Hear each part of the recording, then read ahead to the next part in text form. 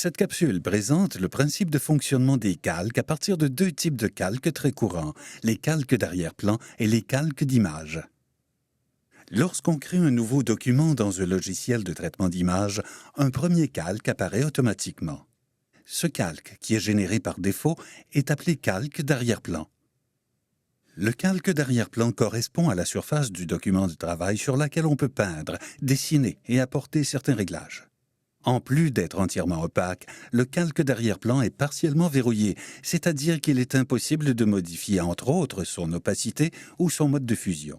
Ainsi, s'il est possible de travailler sur un calque d'arrière-plan, les manipulations qui peuvent y être effectuées restent cependant très limitées.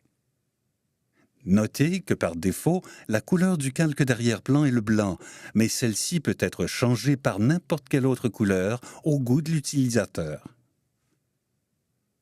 Passons maintenant au calque d'image. Contrairement au calque d'arrière-plan, le contenu d'un calque d'image est par défaut transparent. Cette transparence se traduit visuellement par un damier blanc et gris. Ici, le damier apparaît sur la vignette du calque d'image, mais n'est pas apparent sur le document de travail puisque le calque d'arrière-plan est constitué de blanc opaque. Cependant, si on rend invisible temporairement le calque d'arrière-plan ou si on le supprime, le damier apparaît sur la vignette du calque d'image ainsi que sur le document de travail. Lorsqu'on utilise le pinceau sur un calque d'image pour appliquer de la couleur, les zones colorées deviennent opaques.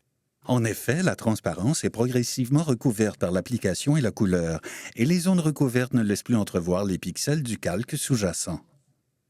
Il existe de nombreuses façons de modifier un calque d'image.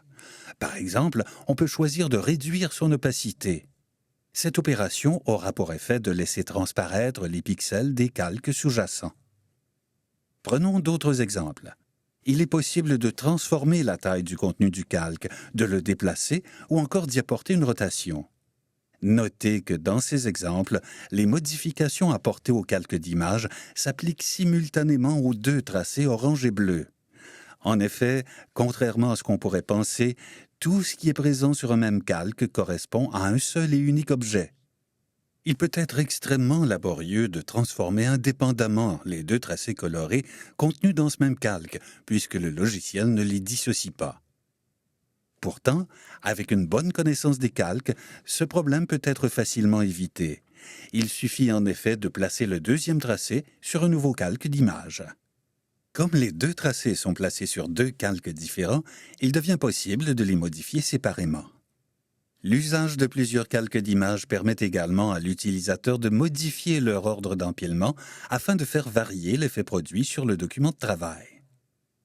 Le travail avec les calques présente l'avantage de placer chaque élément d'une image sur un calque indépendant. Cette méthode permet d'apporter des corrections à un élément tout en protégeant les autres.